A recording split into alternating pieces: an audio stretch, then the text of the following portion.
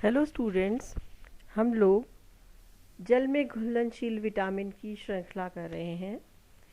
हमने इससे पूर्व vitamin B1, vitamin B2, vitamin B6 इत्यादि विटामिन के विषय में हम अध्ययन कर चुके हैं।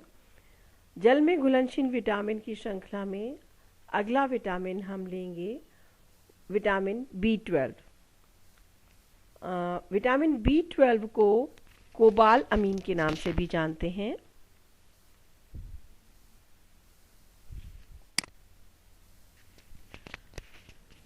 यह जल में घुलनशील विटामिन है।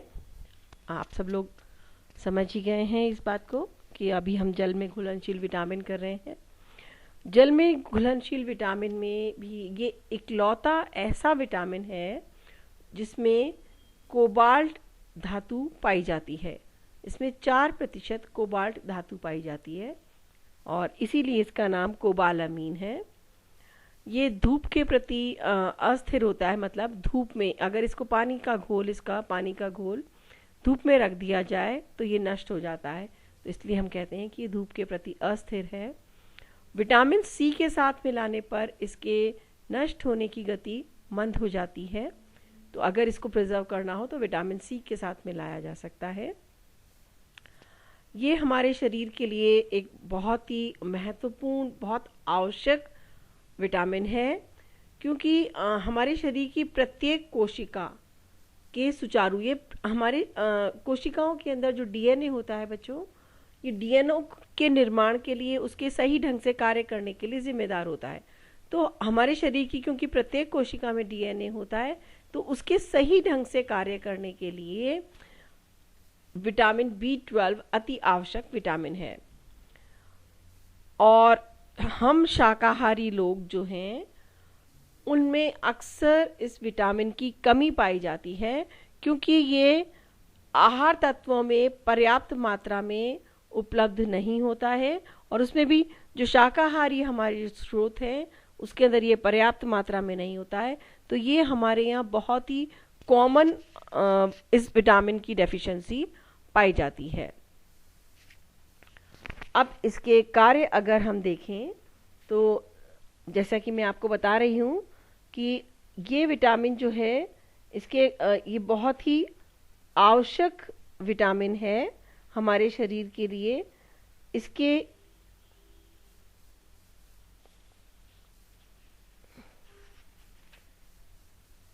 कार्य देखते हैं हम, तो इसमें सबसे पहले है कि ये हमारे लाल रक्त कणिकाओं की परिपक्वता के लिए अति आवश्यक है। बहुत से परीक्षण किए गए और उनसे पता चला कि जिन लोगों में एनीमिया की समस्या देखी गई, उन लोगों को जब विटामिन B12 के इंजेक्शन दिए गए तो तुरंत उनके जो अपरिपक्व रक्त कोशिकाएं थी उनका तुरंत विकास हुआ, और इस तरह से एनीमिया में होता है। इसमें लाल रक्त कणिकाओं की संख्या कम हो जाती है और इनका आकार भी सामान्य से अधिक बड़ा हो जाता है ना। ध्यान रखिएगा बेटा, इसमें आकार बड़ा हो जाता है लाल रक्त कणिकाओं का, और उनकी संख्या कम हो जाती है, और इस वजह से शरीर के अंदर रक्त की कमी, विशेष रोग पर्नीशियस एनीमिया इस कहलाता है। इसके अंदर क्योंकि रक्त कणिकाओं का आकार बढ़ जाता है, तो ये इसकी पहचान होती है पर्नीशियस एनीमिया की, वो विकसित हो सकता है। ये हमारे शरीर में डीएनए के निर्माण में महत्वपूर्ण भूमिका निभाता है, जैसा मैंने आपको बताया था अभी, और इसके अभाव होने पर लाल रक्त कण अपरिपक्व रह जाते हैं, पूरी तरह से परिपक्व नहीं हो पाते हैं। अगला कार्य इसका है कि ये शरीर में हमारी तंत्रिका प्रणाली, हमारा नर्वस सिस्टम, हमारे मस्तिष्क से संबंधित जो तंत्रिकाएं हैं उनको स्वस्थ बनाए रखने में मदद करता है। इसकी कमी से मस्तिष्क अस्वस्थ हो सकता है। अब मस्तिष्क में क्या प्रॉब्लम हो सकती है बच्चों कि इसमें कहते हैं कि ब्रेन एट्रॉफी हो जाता है विटामिन B12 की डेफिशिएंसी से। एट्रॉफी का मतलब होता है कि हमारा मस्तिष्क सिकुड़ने लगता है। सामान्यतः हम जब वृद्धावस्था में व्यक्ति का शरीर मस्तिष्क सिकुड़ने लगता है तो विटामिन B12 की कमी से भी ये समस्या यंग एज में भी हो सकती है, और इसकी वजह से जब ब्रेन श्रिंक करेगा तो हमारे ब्रेन की कैपेसिटी कम हो जाएगी और बहुत सी प्रॉब्लम समस्या जो हैं मस्तिष्क से संबंधित वो क्रिएट हो सकती हैं। इसके अलावा देखा गया है विटामिन B12 की कमी के कारण शरीर में फॉलिक एसिड का अवशोषण नहीं हो पाता। बच्चों कहते हैं कि विटामिन B12 और फॉलिक एसिड साथ साथ कार्य करते हैं, एक की कमी होने पर दूसरे की कमी भी स्वतः हो जाती है। तो जब विटामिन B12 की कमी होगी तो हमारी शरीर के अंदर फॉलिक एसिड का अवशोषण नहीं हो पाता। फॉलिक एसिड हमारा विटामिन B9 विटामिन होता है। ऐसा मानते हैं कि विटामिन B12 जब पर्याप्त मात्रा में होता है तो व्यक्ति का हृदय स्वस्थ रहता है। जब भी कभी किसी को रोगियों को जब ये हृदय रोग की समस्या होती है तो उन्हें विटामिन B12 जब दिया जाता है तो उससे उनकी वो समस्या का निदान हो जाता है। इसलिए देखा गया है कि ये हमारे हृदय को स्वस्थ रखने में भी इसकी महत्वपूर्ण भूमिका होती है।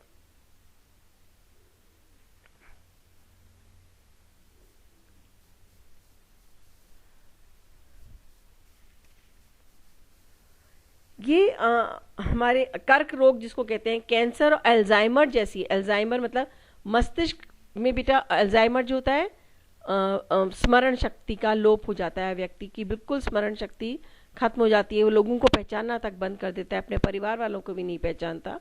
वृद्धावस्था में अक्सर ये समस्या हो जाती है। तो ये अल्जाइमर जैसे रोगों का खतरा भी जिनका विटामिन B12 होता है उनमें कम होता है। इसके अलावा ये हमारे शरीर में ऊर्जा का संचार करता है और ऊर्जा का संचार करने की वजह से ये बुढ़ापे को दूर रखता है। वृद्धावस्था के जो लक्षण होते हैं शरीर में, मस्तिष्क में, उनको कम करता है। ये हमारी इम्यूनिटी को भी बूस्ट करता है और देखा गया है कि ये तनाव से निपटने में भी मदद करता है। जिन लोगों में विटामिन B12 की कमी देखी गई है उनमें स्ट्रेस लेवल काफ़ी ज़्यादा देखा गया है। तो हम लोग जो कहते हैं ना स्ट्रेस, बहुत ज़्यादा तनाव हो रहा है, वो उसके कारण मनोवैज्ञानिक तो हो ही सकते हैं लेकिन उसके अलावा शारीरिक कारण भी हो सकते हैं, और उसमें यह है कि विटामिन B12 की कमी की वजह से ये व्यक्ति को स्ट्रेस हो सकता है। इसलिए इसे एंटी स्ट्रेस विटामिन भी कहा जाता है।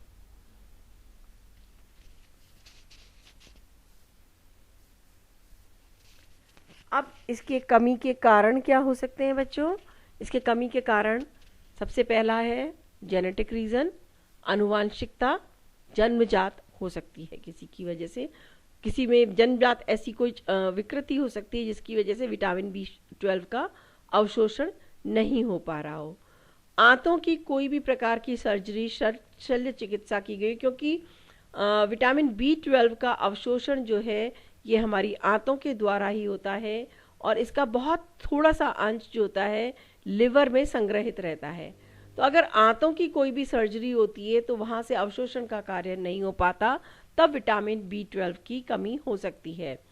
क्रोन्स नामक आंतों की बीमारी, क्रोन्स बीमारी में क्या होता है बेटा, जो हमारी आंतें जो ये जो आंतरिक जो इसकी लाइनिंग होती है हमारी पाचक नाल की, उसके अंदर सूजन आ जाती है, उसमें संक्रमण हो जाता है, उसकी वजह से आंतों की अवशोषण क्षमता प्रभावित होती है, जिसकी वजह से विटामिन B12 अवशोषित नहीं हो पाता और उसकी वजह से हमारे शरीर के अंदर उसकी कमी हो सकती है। अगर व्यक्ति को लंबे समय तक रक्त अल्पता रहती है, रक्त की कमी रहती है, तो भी उसमें विटामिन B12 की कमी हो सकती है। इसके अलावा कुछ दवाइयों का भी बेटा साइड इफेक्ट होता है, जैसे डायबिटीज़ के लिए मेटफॉर्मिन दवाई दी जाती है। डायबिटीज़ के अलावा ये PCOD में भी दी जाती है। PCOD शब्द आपके लिए शायद नया होगा, पॉलीसिस्टिक ओव्यूलेशन डिसऑर्डर होता है। इसमें लड़कियों में होती है ये समस्या, जिन लोगों के पीरियड रेगुलर नहीं आ पाते हैं, और उसमें बहुत सारे पीसीओडी वर्ड के इसका कॉमन वो है, तो हार्मोन्स इम्बैलेंस होता है, तो उसके क्योर के लिए भी ये मेटाफॉर्मिन दवा दी जाती है। अगर ये दवा बहुत लंबे समय तक इसका सेवन किया जाए तो आंतों में मौजूद विटामिन B12 नष्ट हो जाता है। फिर शाकाहारी लोगों में इस समस्या की आशंका अधिक रहती है, क्योंकि यह विटामिन मुख्यतः एनिमल प्रोडक्ट्स में ही पाया जाता है, और जिन लोगों के आहार में एनिमल प्रोडक्ट, शाकाहारी लोग जैसे होते हैं, दूध दही वगैरह का अगर प्रचुर मात्रा में सेवन करते हैं तो समस्या नहीं होती, लेकिन अगर वो दूध और दूध से बने व्यंजन का प्रयोग नहीं कर रहे हैं, क्योंकि ये भी एक एनिमल प्रोडक्ट है, तो उनमें विटामिन B12 की कमी होने की पूरी संभावना हो सकती है। अब देखो, मैंने ये चित्र मुझे अच्छा लगा, मैंने नेट से लिया है, ये आप लोगों से शेयर कर रही हूँ कि इस चित्र को दिमाग में आप याद करने की कोशिश कीजिए तो आपको याद रहेगा कि विटामिन B12 की कमी से क्या क्या हो सकता है। देखो, जो बाईं तरफ जो पहला दे रखा है चित्र, जिसके अंदर ये आपका मुंह का चित्र दे रखा है, इसमें दे रखा है इन्होंने इन्फ्लेम्ड म्यूकस मेम्ब्रेन। इन्फ्लेमेशन का मतलब होता है सूजन। म्यूकस मेम्ब्रेन बेटा जो अपनी अंतः कला होती है, हमारी जैसे त्वचा बाहर की कला होती है, वैसे ही हमारे शरीर के अंदर जितने भी अंग होते हैं उनके ऊपर भी एक कला का स्तर होता है, उसे अंतः कला कहते हैं। उसमें सूजन आ जाती है। बर्निंग टंग मतलब जिह्वा के अंदर जलन होती है, जिह्वा में जलन महसूस होती है। दूसरा बताया है इन्होंने पेल स्किन, मतलब हमारी त्वचा पीली पड़ जाती है। क्यों पीली पड़ेगी? जब रक्त की कमी होगी तो निश्चित रूप से त्वचा पीली पड़ेगी। तीसरा है इंडाइजेशन। इंडाइजेशन मतलब हमारी आंतों में कोई भी समस्या होगी तो आंतों में कोई भी समस्या होती है तो इंडाइजेशन की अपच होगी, मतलब हम अपने आंतें जो होती है अवशोषण का कार्य करती हैं, वो विटामिन B12 को अवशोषित नहीं कर पाएंगी। अगला बताया है मसल्स यानी कि मांसपेशियों के अंदर कमजोरी आना, जिसकी वजह से मसल्स के अंदर बांटे आना, जिसको हम कहते हैं ट्रेमर्स आते हैं, मतलब कपकपी सी होती है और क्रैम्प्स आने लगते हैं। दाहिनी तरफ अगर हम देखें तो इन्होंने मस्तिष्क का चित्र दे रखा है। तो विटामिन B12 की डेफिशिएंसी से व्यक्ति थकान महसूस करता है, उसके मूड स्विंग्स होते हैं। मूड स्विंग्स मतलब बार बार उसका मूड डिप्रेशन वगैरह हो सकता है। कहते हैं ना मूडी व्यक्ति होता है, कभी हंस रहे हैं कभी रो रहे हैं, मतलब मूड स्विंग्स बहुत जल्दी जल्दी होते हैं, कोई कारण नहीं है और एकदम से व्यक्ति का मूड खराब हो गया। इस तरह की समस्या उनमें देखी जा सकती है। फिर अगला चित्र इन्होंने दिया है हृदय का। हृदय में देखा गया है कि हमारी जो एनीमिया, हृदय का जो चित्र दिया है द्योतक है, हमारे रक्त से संबंधित है ये। इसके अंदर हमारे रक्त की कमी हो जाएगी, उसकी वजह से एनीमिया हो जाता है। इम्यूनो डेफिशिएंसी देखी जाती है, मतलब हमारे रक्त के अंदर जो रोग प्रतिरोधक तत्व हैं उनकी कमी हो जाती है। और अंत में जो इन्होंने चित्र दिया है वो दिया है एक तंत्रिका कोशिका का, है ना। तो इसमें बता रखे हैं कि तंत्रिका कोशिकाओं में भी कई समस्या हो सकती है, जिसकी वजह से हाथ पैरों में झंझनाहट, पिन चुभना या जलन होना, व्यक्ति का जो पोस्चर होता है, गेट गड़बड़ हो जाता है। गेट मतलब चलना फिरना, नॉर्मल पोजीशन वो बनाने में हो सकता है, और बहुत एक्सट्रीम कंडीशन में इसकी वजह से पैरालिसिस भी हो सकता है। पैरालिसिस मतलब लकवा आना। और ये देखिए, वो मैंने आपको वहाँ पर चित्र दिखाया था। अब उन चित्रों में जो दिखाया है उसी को इसमें है। देखिए, हाथ पैरों में झंझनाहट, याददाश्त में कमी, व्यवहार में अस्थिरता, मूड स्विंग्स जिसको मैंने कहा था, अनावश्यक रूप से थकान हो रही होती है, डिप्रेशन होता है। बहुत ज़्यादा अगर इसकी कमी हो जाती है तो हमारी स्पाइनल कॉर्ड जो होता है हमारा मेरुदंड, मतलब मस्तिष्क का जो हमारी रीढ़ की हड्डी के अंदर मस्तिष्क का जो हिस्सा होता है मेरुदंड, उसकी नर्व्स जो होती है, नाड़ियाँ जो होती हैं, वो नष्ट होने लगती है, और इस स्थिति में व्यक्ति को पैरालिसिस या लकवा तक हो सकता है। विटामिन B12 हमारे शरीर के हर हिस्से की नर्व्स को, नाड़ियों को प्रोटीन देने का, तंत्रिकाओं को प्रोटीन देने का काम करता है। इस वजह से इसकी कमी से पुरुषों में इनफर्टिलिटी या सेक्सुअल डिसफंक्शन, मतलब इनफर्टिलिटी मतलब नपुंसकता, प्रजनन में अक्षमता की समस्या भी हो सकती है। और इसका जो डेफिशिएंसी डिजीज जो होता है विटामिन B12 का, उसे पर्नीशियस एनीमिया कहते हैं। पर्नीशियस एनीमिया में क्यों हो जाता है बच्चों? जब हमारी आमाशय के अंतःकारक तत्व, आमाशय के अंदर बेटा बहुत से रस निकलते हैं, उनको हम आमाशयिक रस कहते हैं। आमाशयिक रस के अंदर अगर पर्याप्त मात्रा में अंतःकारक तत्व ना हो, जिसे हम इंट्रिंसिक फैक्टर कहते हैं, तो विटामिन B12 का अवशोषण ठीक प्रकार से नहीं हो पाता और इसकी वजह से विटामिन B12 की कमी हो जाती है। और पर्नीशियस एनीमिया जो है उसमें क्या क्या लक्षण होते हैं बेटा? इसमें मुंह के अंदर छाले पड़ जाते हैं, जीभ में जलन होने लगती है और उसमें दरारें पड़ जाती हैं। आमाशय की जो कोशिकाएं जिनसे आमाशयिक रस स्राव होता है, एंजाइम स्रावित होते हैं, ये नष्ट होने लग जाती हैं। इसकी वजह से आमाशयिक स्राव जिसमें हाइड्रोक्लोरिक अम्ल, पेप्सिन और इंट्रिंसिक फैक्टर अंतःकारक तत्व होता है, उनका अभाव होने लगता है और इनके अभाव से और विटामिन B12 का अवशोषण नहीं हो पाएगा। फिर अस्थि मज्जा में भी परिवर्तन आता है। अस्थि मज्जा के में क्या, अस्थि मज्जा क्या होती है बच्चों? हमारी अस्थि के अंदर एक खोखला हिस्सा होता है, हर हड्डी के अंदर होता है, लंबी अस्थियों के अंदर। उसके अंदर खोखले हिस्से के अंदर एक पल्प सा भरा होता है, उसे अस्थि मज्जा कहते हैं। वहीं पे हमारी रक्त कोशिकाओं का निर्माण होता है। तो इसमें अस्थि मज्जा में परिवर्तन आने लगते हैं, जिसकी वजह से हमारी लाल रक्त कणिकाएं परिपक्व नहीं हो पाती, अस्थि मज्जा से बाहर नहीं निकल पाती और उसी में फंसी रह जाती हैं। उनका आकार बड़ा बड़ा रह जाता है। इसे मेगेलो वो कहते हैं, मेगेलोसिस्ट कहते हैं। इसके कारण आकार तो बढ़ जाता है लेकिन उनकी संख्या में कमी हो जाती है और इस वजह से व्यक्ति को खून की कमी भी हो जाती है। और नेक्स्ट जो मैंने बता रखा है, रक्त के अंदर इनकी संख्या, रक्त के अंदर क्योंकि लाल रक्त कणिकाओं की संख्या कम हो जाती है, हमारी लाल रक्त कणिका का औसत व्यास काफी बढ़ जाता है और इनका नाश भी अधिक होने लगता है।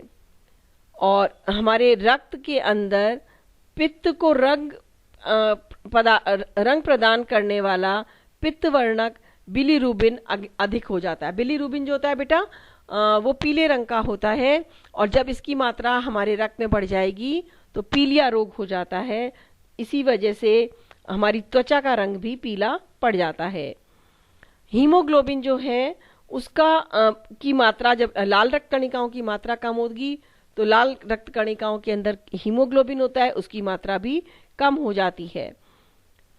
रक्त का जो सीरम होता है, मतलब जो सीरम कौन सा भाग होता है बेटा? आपने देखा है जब हमारे कहीं चोट लग जाती है और वहां पे थक्का जमने लगता है तो थोड़ी देर में हम देखते हैं कि जो जहां से चोट लगी थी उस जगह पे एक लेयर सी बन जाती है और उसमें से बाहर से पीला पीला सा एक पदार्थ, पानी जैसा पदार्थ चूक के बाहर आता है, वो रक्त का सीरम कहलाता है।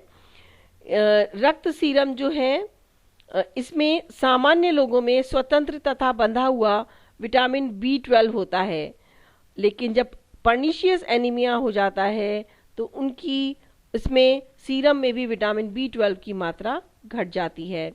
त्वचा पीली पड़ जाती है, हाथ पैर सुन्न होने लगते हैं, व्यक्ति बहुत जल्दी थकान महसूस करता है और काम के प्रति अनिच्छा रहती है। इसके अलावा नाड़ी में भी विकार हो जाते हैं, नाड़ी तंतुओं में घाव हो जाते हैं।